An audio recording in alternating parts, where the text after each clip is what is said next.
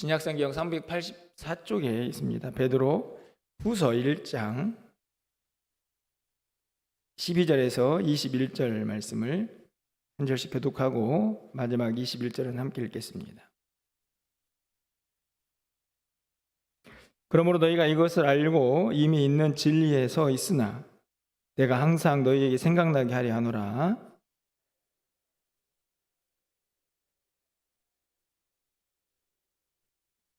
이는 우리 주 예수 그리스도께서 내게 지시하신 것 같이 나도 나의 장막을 벗어날 것이 임박한 줄을 알미라.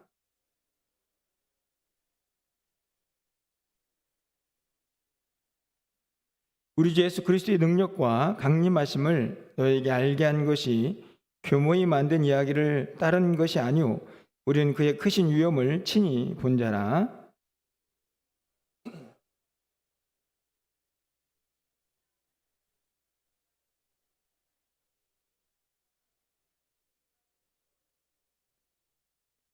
이 소리는 우리가 그와 함께 거룩한 산에 있을 때에 하늘로부터 난 것을 들은 것이라.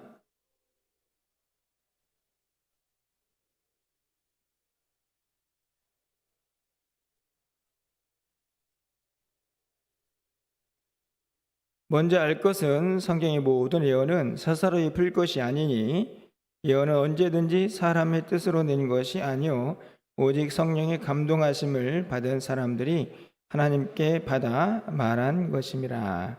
아멘. 수협에 나오신 우리 성도님들을 환영하고 또 축복합니다. 저희가 이제 수요일마다 이제 베드로 후서를 이제 살펴보고 있는데요. 제가 이제 새벽에도 말씀을 드렸지만 저희들이 이렇게 쭉 한 성경을 가지고 말씀을 좀 묵상할 때는 여러분들이 그냥 말씀을 좀 이제 따라오는 것이 아니라 전체의 큰 그림을 항상 머릿속에서 좀 그리고 말씀을 함께 묵상하면 좋겠다 하는 생각이 듭니다. 그래야 한 권 한 권을 해석할 때 여러분이 좀 더 그 말씀의 깊이를 쉽고 재미나게 또 은혜롭게 이해할 수 있지 않을까 하는 생각이 들기 때문인데요. 베드로 후서도 마찬가지입니다.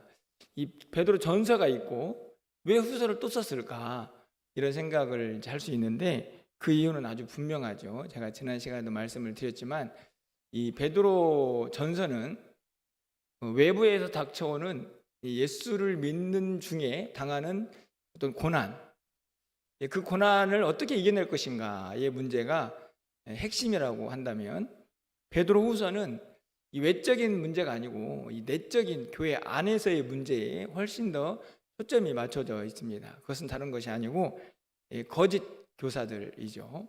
그러니까 교회 안에서 신앙생활을 잘하고 있는 사람들을 자꾸만 유혹해가지고 잘못된 길로 가게 하는 그 거짓 교사들이 교회 안에서 생겨나면서 그들을 어떻게 하면 잘 분별하고 이겨낼 수 있을까 하는 것이 이제 베드로 후서의 가장 큰 서신서의 목적이다 이렇게 생각을 할 수 있습니다. 여러분들이 그 틀 안에서 후서를 읽으시면 참 좋겠다 생각이 들고요. 그 가운데에서 이제 우리가 오늘 본문도 이해를 하게 됩니다. 지난 시간에 여러분들이 혹시 좀 오래전이지만 기억이 나실지 모르겠는데 그래서 알다라는 단어가 지난 시간에 이 서론 부분에서 반복이 되었던 기억이 있습니다. 왜냐하면 이 거짓 교사들의 이 잘못된 가르침을 알고 분별해내려면 우리가 알고 있는 진리를 정확하게 이해하는 것이 필요하기 때문이죠. 그래서 아는 것이 너무 중요한데 오늘 본문도 그럼 우리가 뭘 알아야 되느냐? 당연히 하나님의 말씀을 알아야 이 거짓 교사들을 대적할 수가 있고 분별해낼 수가 있는 것이죠. 이제 여러분들이 2장에서 이제 다음 시간에 조금 더 구체적으로 어떤 거짓 교사들이 나왔나 하는 것을 살펴보도록 하고 오늘은 그 이전에 과연 어떻게 하면 이제 하나님 말씀에 대해서 우리가 좀 더 정확하게 이해할 수 있을까 하는 것을 이 베드로 사도의 또 편지를 통해서 함께 좀 생각해 보려고 합니다. 오늘 본문에는 이 베드로의 사도의 어떤 간절한 바람 그리고 어떻게 하나님 말씀을 대해야 하는지 아마 잘 나타나 있다고 생각이 드는데요. 자, 오늘 본문의 말씀을 크게 몇 가지로 좀 구분하면서 함께 좀 한 절 한 절씩 좀 나누어 보도록 하겠습니다. 잘 따라와 주시기를 부탁을 드리면서 큰 그림 안에서 이해를 부탁을 드리겠습니다. 자, 여러분 12절 말씀 좀 가서 보실까요? 그러므로 너희가 이것을 알고 이미 있는 진리에 서 있으나 내가 항상 너희에게 생각나게 하려 하노라, 이렇게 되어 있습니다. 이 구절을 보면 이 베드로 사도의 편지를 받는 성도들은 이미 진리 위에 서 있었다 하는 것을 알 수 있죠. 거기에 보시면 이미 있는 진리에 서 있다. 그러니까 그들은 이미 예수 그리스도의 복음과 하나님의 말씀을 가지고 그 위에서 신앙생활을 잘하고 있었다 하는 것을 알 수가 있습니다. 그런데 그렇게 잘하고 있지만 베드로 사도의 마음은 어찌된 일인지 항상 한켠에 야, 그게 전부가 아니지라는 생각을 했던 거죠. 그래서 하는 말이 내가 항상 너희에게 생각나게 하려 한다, 이렇게 말합니다. 저는 이 12절의 말씀이 우리의 신앙생활에서 너무너무나 중요하다는 생각을 하는데요. 우리도 마찬가지 아닙니까? 여러분들 지금 여러분들이 신앙생활을 하고 있는데 우리가 무엇을 근거로 신앙생활을 하고 있습니까? 하나님 말씀이고 복음이고, 그리고 그 복음을, 그 말씀을 얼마나 자주 듣습니까? 여러분들 새벽에도 듣고 수요 예배에 있고 금요에도 있고 주일에도 뭐 새벽부터 1, 2부 있고 오후 예배까지 굉장히 많은 예배를 통해서 말씀을 듣는데, 그래서 우리가 어느 정도의 진리 위에 서 있죠. 그런데 여러분의 일상을 한번 보십시오. 여러분의 삶에서 과연 여러분이 알고 있는 그 진리가 매일매일 여러분의 삶을 이끌어가고 있느냐? 어떠신가요? 그렇지가 않다는 것입니다. 베드로 사도 똑같은 마음이죠.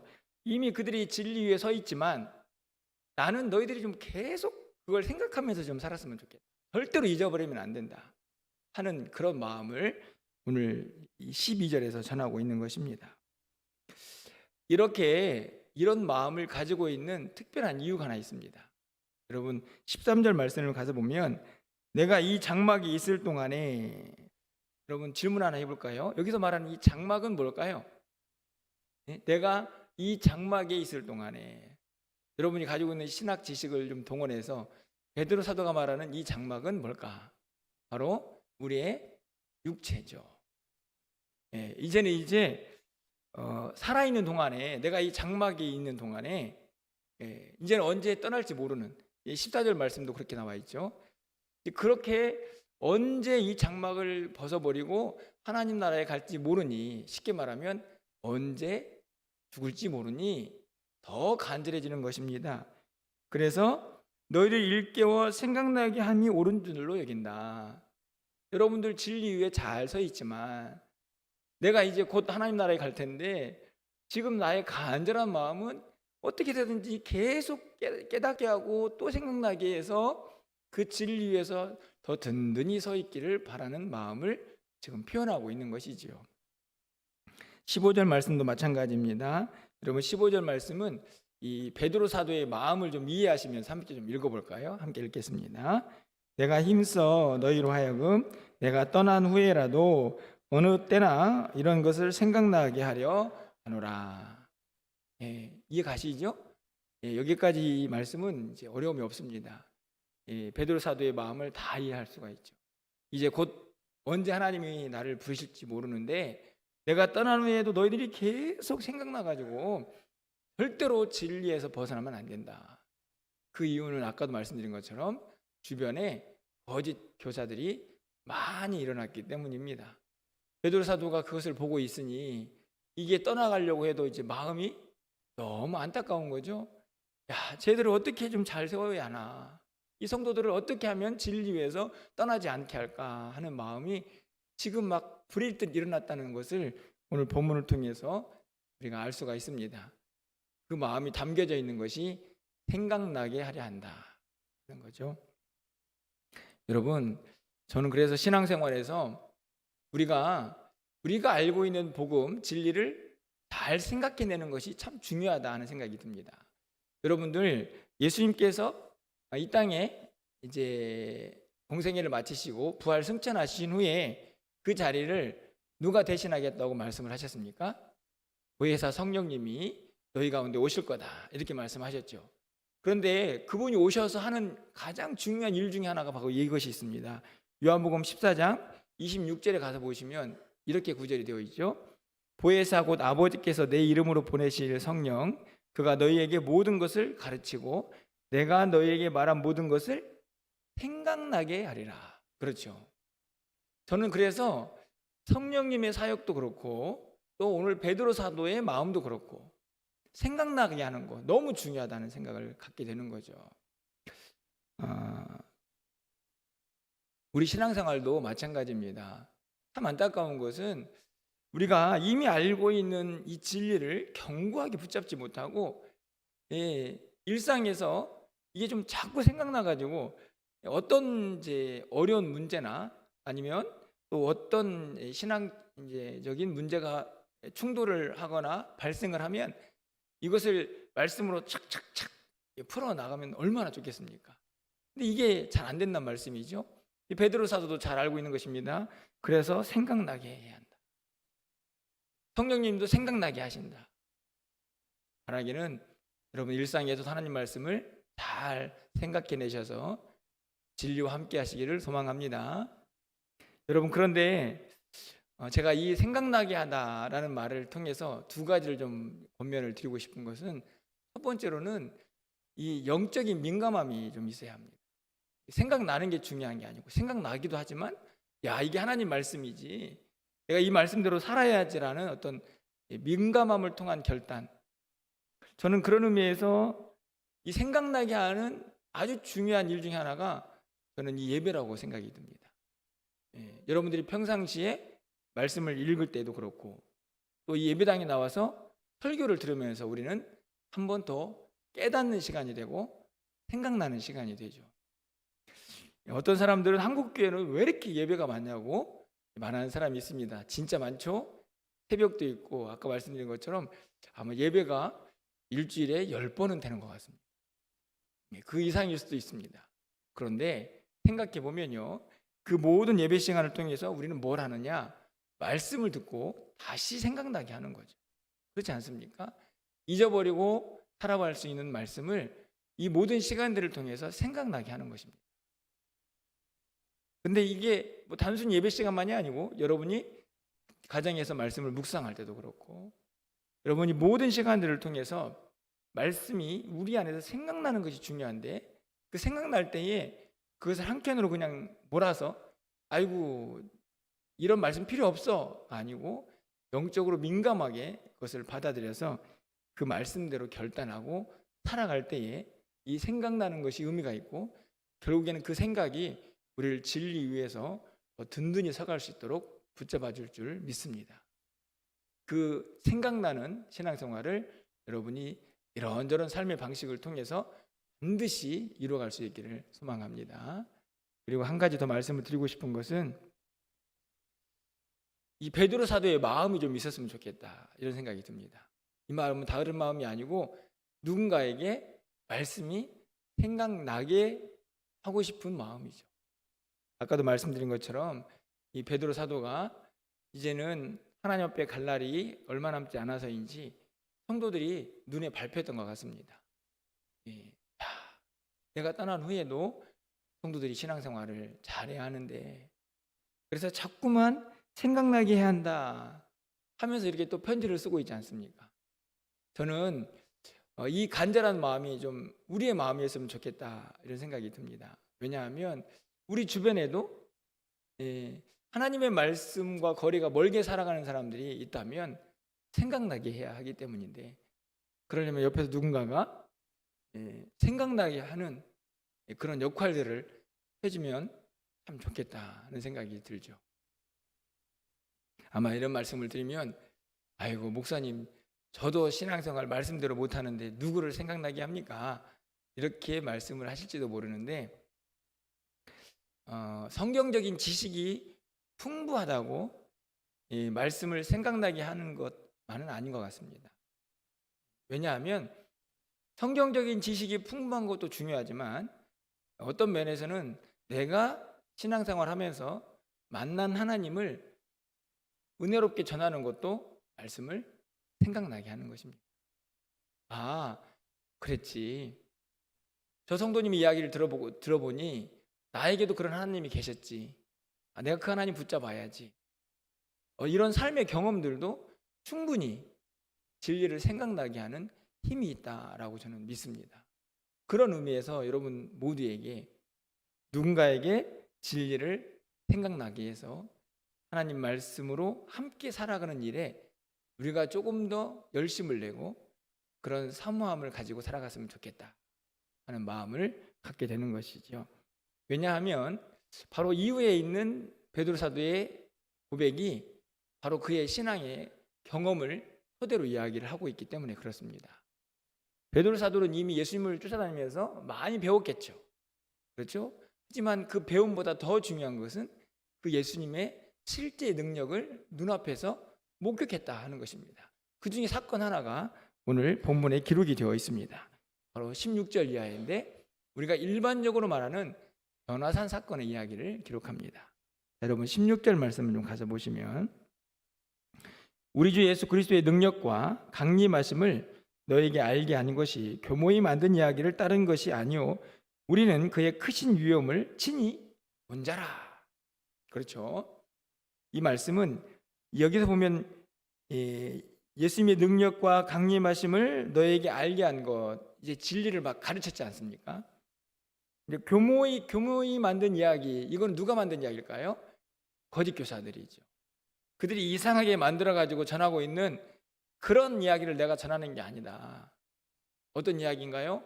나는 친히 예수님과 함께 그 능력을 보고 경험했다라고 말하는 것입니다. 그러니 누군가에게 무엇인가를 일깨우는 데 있어서 신앙의 은혜로운 경험도 충분히 누군가에게 도전이 된다는 것을 우리가 깨닫게 되죠. 그러면 뭘 봤을까? 바로 17절 이하에 보면 지극히 큰 영광 중에 이러한 소리가 그에게 나기를 이는 내 사랑하는 아들이요 내 기뻐하는 자라 하실 때에 그가 하나님 아버지께 존귀와 영광을 받으셨느니라. 이 말씀은 어떤 지금 모습을 연상케 합니까? 하늘에서 이는 내 사랑하는 아들이고 내가 기뻐하는 자다. 이거는 하나님께서 그 아들 예수님에게 친히 들려주시는 음성이죠. 그런데 이 음성이 어디서 들려오는가? 18절 말씀에 보니까 거룩한 산이라고 되어 있습니다. 그러니까 이 사건이 어떤 사건을 본 것을 기록하고 있는지 알게 되죠. 여러분이 복음서에 가보면 베드로 사도 그리고 요한, 야고보가 예수님과 함께 산에 올라갑니다. 우리가 이제 특히 변화산이라고 이렇게 이야기를 하죠.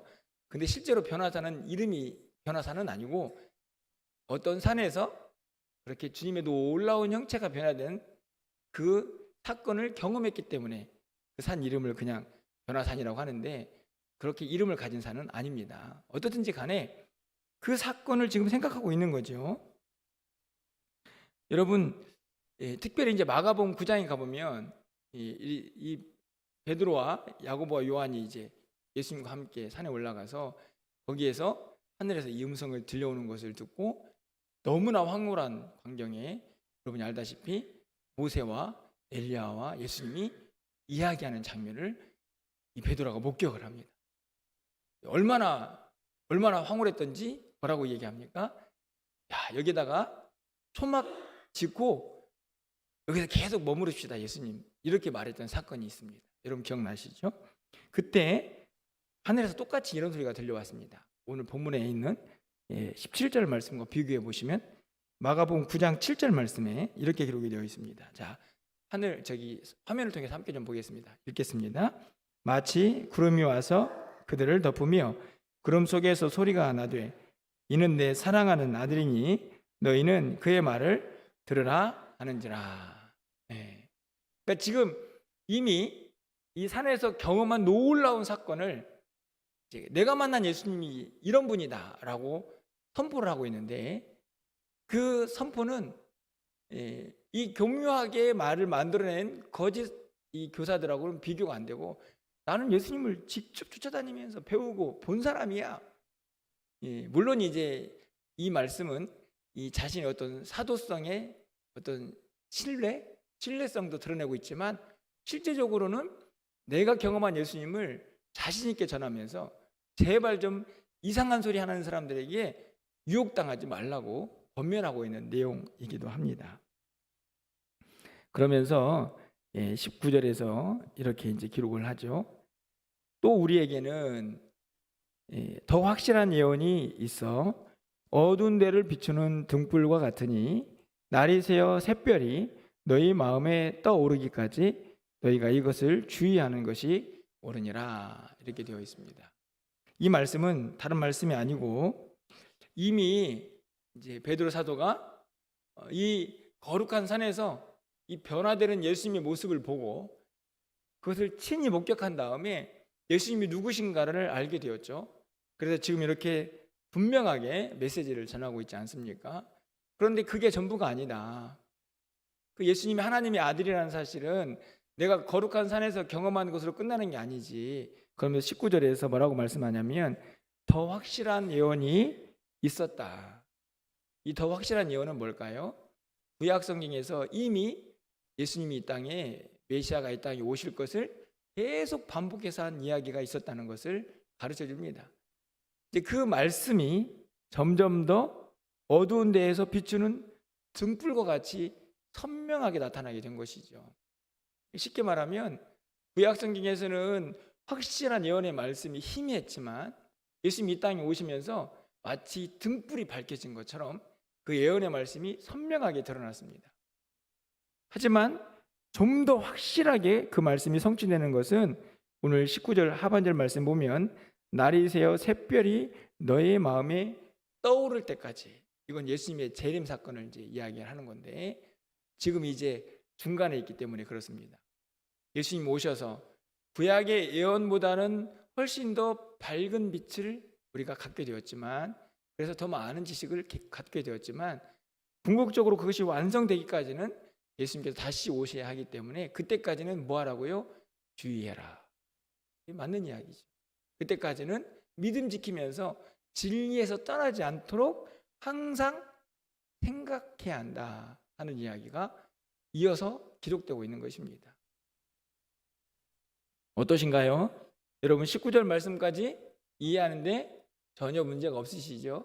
베드로 사도는 자기가 이미 배운 예수님, 보고 듣고 예수님의 가르침을 통해서 알게 된 진리를 그들에게 마음껏 전하면서 동시에 그것보다 더 소중했던 주님의 그 놀라운 능력을 직접 체험한 그 은혜도 그들에게 전하면서 내가 만난 예수님이 진리다, 내가 그 진리를 보았다, 내가 너희에게 가르치지 않느냐, 항상 생각해라. 교묘하게 말을 만드는 사람들의 이야기에 빠지지 말고 우리가 전하는, 사도들이 전하는 그 복음이 진리니 항상 그것을 생각하면서 흔들리지 말고 믿음의 길을 가라고 부탁하고 또 부탁하고 있는 것이죠. 여러분, 우리 신앙생활도 마찬가지 아닙니까? 여러분 절대로 교만하시면 안 됩니다. 아유, 저는요 거짓 교사 뭐 2단이든 뭐 3단이든 상관없어요. 걔들이 아무리 와도 저는 절대 넘어가지 않습니다. 이렇게 교만하시면 안 된다는 말씀입니다. 여러분 알다시피 2단으로 빠지는 굉장히 많은 사람들 중에 기독교인이 아주 많이 있습니다. 뭐 2단으로 빠지지 않는다고 할지라도 성경을 오해해가지고 그냥 진리에서는 멀어지는 그런 신앙생활도 우리 곁에서 많이 보지 않습니까? 여러분, 진리가 바로 서 있으면 교회를 떠날 수도 없고 예수님을 부인할 수도 없고 그리고 이 진리 안에서 멀어질 수도 없습니다. 단순히 2단에 빠지는 문제가 아니고 이 진리 위에 바로 서 있으면 신앙이 흔들릴 수가 없다는 말씀입니다. 여러분, 이 약속의 말씀을 다시 한번 붙잡으셔서 여러분이 어떤 상황 속에서도 뭐 단순히 거짓 교사들의 유혹만이 아니고 세상에서 닥쳐오는 수많은 우리의 신앙생활의 어떤 충돌되는 문제들까지도 다 진리로 잘 풀어내고 해결할 수 있는 믿음이 견고한 하나님의 사람들 될 수 있기를 주님의 이름으로 간절히 축원을 드립니다. 그러면서 이제 끝으로 20절과 21절에서 하나님의 말씀의 그 의미와 깊이 그것을 어떻게 대해야 되는지를 분명하게 가르쳐 주죠. 20절 말씀을 보십시오. 20절 말씀은 함께 좀 읽어보겠습니다. 읽겠습니다. 먼저 알 것은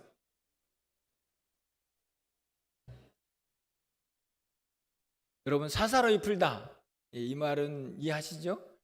쉽게 말하면 임의대로 자기가 그냥 생각하는 대로 풀어내는 뿐만 아니라 뭐 자기 멋대로 사사로이 풀다 하는 의미를 해석할 수가 있습니다.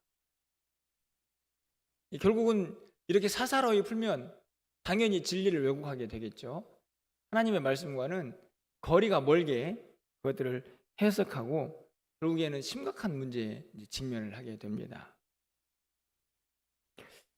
여러분 보십시오.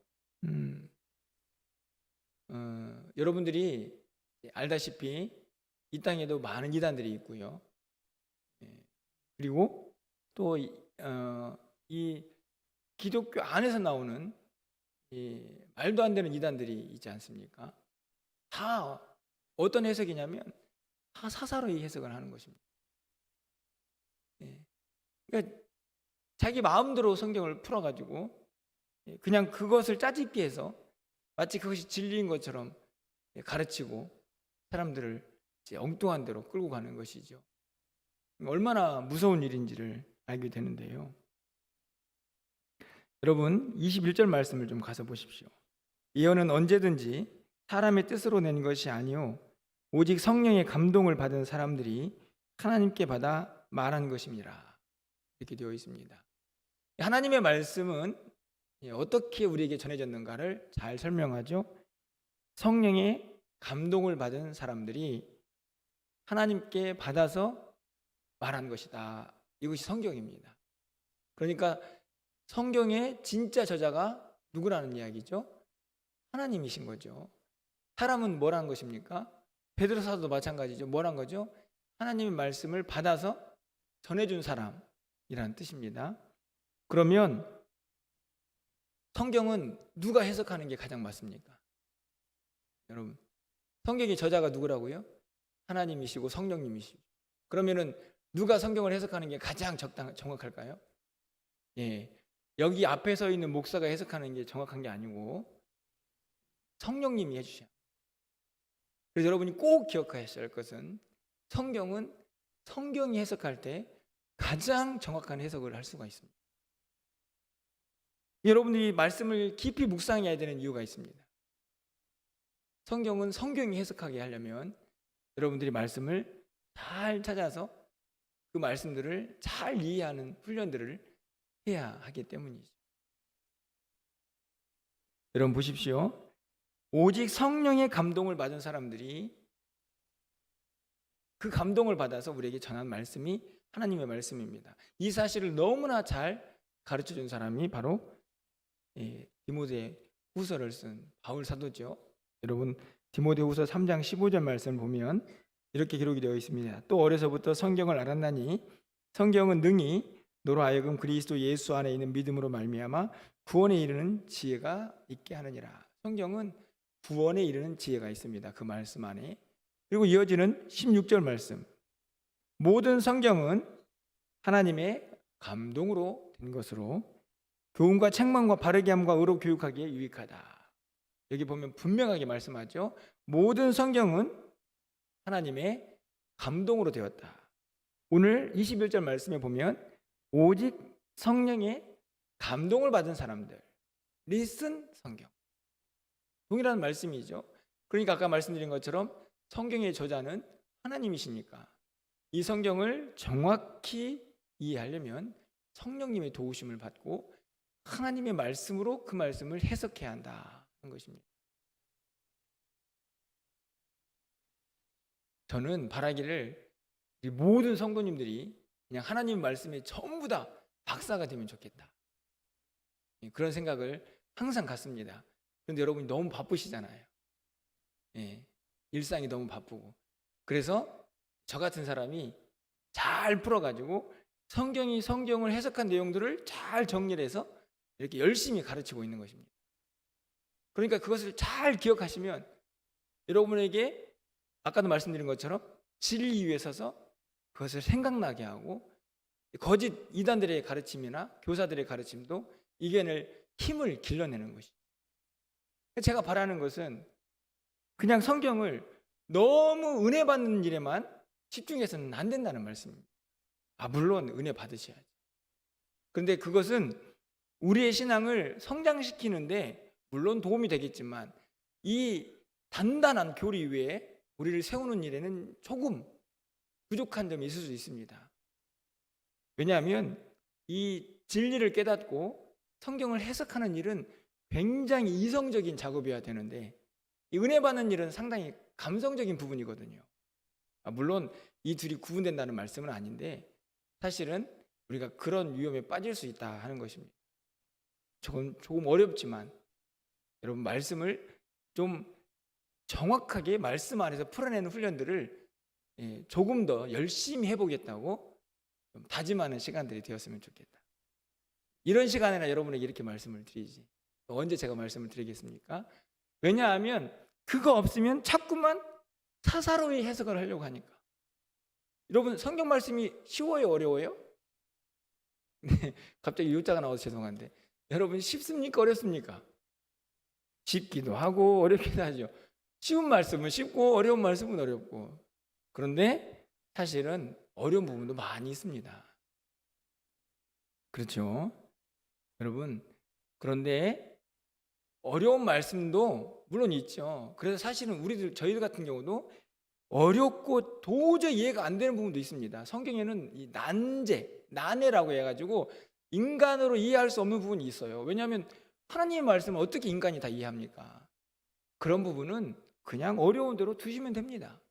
그런 부분 괜히 해석하려고 하다가 이단으로 빠지는 거거든요. 엉뚱한 사사로운 해석을 하게 되는데 그런 부분들은 그냥 내려놓고 충분히 말씀으로 해석될 수 있는 부분은 여러분들이 풍성하게 이해를 하셔가지고 진리 위에 좀 든든히 서 있어야 한다 하는 말씀입니다. 그래서 어떤 잘못된 가르침이 여러분에게 딱 찾아와도 그거는 성경의 진리는 아니네, 이거를 분별해낼 수 있어야 하는 것이, 그 정도 단계까지는 여러분들이 다 성장해 갈 수 있기를 간절히 소망합니다. 그러기 위해서 말씀을 깨닫고 해석하는 능력을 좀 항상 가졌으면 좋겠는데요. 제가 말씀을 좀 정리하면서 요즘 이 시대에 이 성경을 사사로이 해석할 수 있는 위험이 있는 요소들을 좀 제가 여러분에게 소개를 하고 말씀을 좀 마치려고 합니다. 여러분들이 저는요 설교만 들어요. 목사님의 설교가 너무 좋아요. 이런 분도 계시지만 조금만 좀 관심을 가지시면 요즘은 인터넷이 너무 발달이 되어 가지고 좀 난해한 성경 구절 있지 않습니까? 이 말씀 잘 이해가 안 되네. 오늘 본문에서도 예를 들면은 19절 어렵네. 19절을 여러분 핸드폰에다가 집어넣으면 AI가 막 엄청나게 해석을 해줍니다. 문제가 있습니다. 이 AI는 진리를 우리에게 가르쳐주는 게 아니고 정보를 수집해가지고 이것저것 다 모아서 우리에게 소개를 하는 거거든요. 그러다 보니까 거기 안에는 막 이 구절을 해석하는 막 이단들의 해석도 있고 말도 안 되는 해석들이 있을 수 있는 거죠. 저는 인터넷이 주는 어떤 장점과 단점이 명확하다 하는 생각을 합니다. 어떤 정보를 아는데 너무나 쉽게 접근할 수 있지만 오히려 그것이 사사로이 성경을 해석해가지고 엉뚱한 대로 끌고 갈 수 있는 위험 요소가 더 많다 하는 것이죠. 그래서 고민이 많이 됩니다.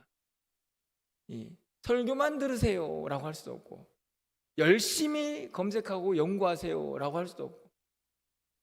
여러분 어떠신가요? 여러분은 어떤 쪽에 가까우시죠? 저는요 설교만 들어요.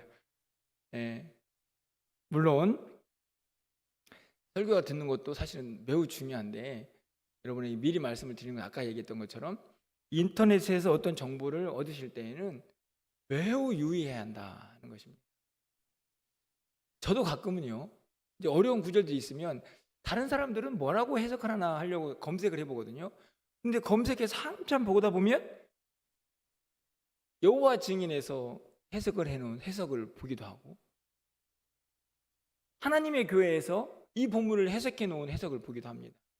전혀 진리와 상관없는, 그러니까 자기들이 사사로이 풀어놓은 그 일을, 그 해석을 우리가 쉽게 접하게 될 수 있는 상황 속에 놓여져 있는 것이죠. 여러분에게 꼭 말씀을 드리고 싶은 것은 이 성경을 사사로이 풀 수 있는 환경이 우리 주변에 너무 많이 익숙해져 있고 또 범람해 있습니다.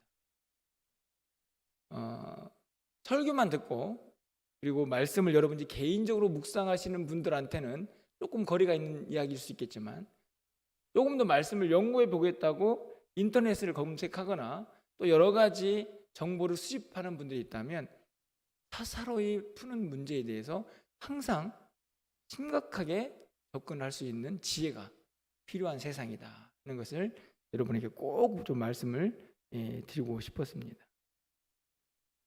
너무나 많은 이단들이 사사로이 풀어서 많은 사람들을 미혹해하고, 그리고 그것을 그냥 온통 그냥 이 정보의 바다에다 풀어놓고 거기서 또 잘못된 정보를 수집하도록 몰아가는 세상을 우리가 살고 있기 때문에 그렇죠.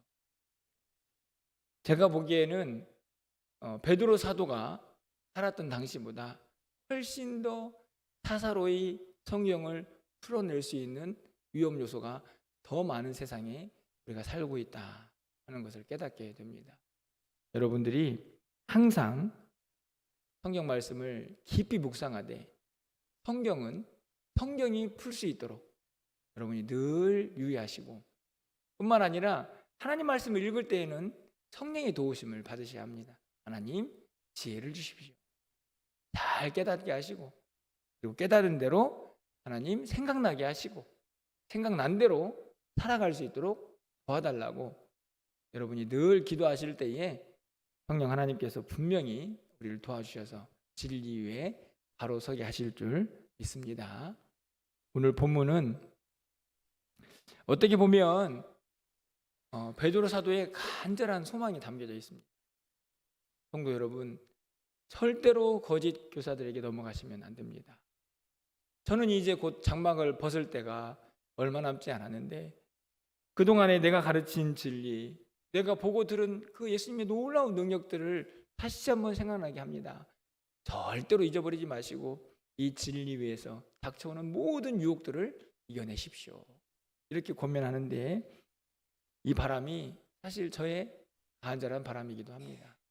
여러분들이 특별히 이 수요 예배 시간만큼은, 물론 다른 예배 시간도 마찬가지겠지만, 하나님의 말씀을 좀 제대로 잘 해석해서 진리에 설 수 있는 힘을 길러내겠다 하는 다짐으로 이 예배 가운데 함께 하셔서 여러분 모두가 어떤 유혹에도 넘어지지 않는 진리에 반듯하게 서서 하나님의 말씀대로 살아가는 그런 은혜의 삶을 살아가시기를 주님의 이름으로 간절히 축원을 드립니다. 기도하겠습니다.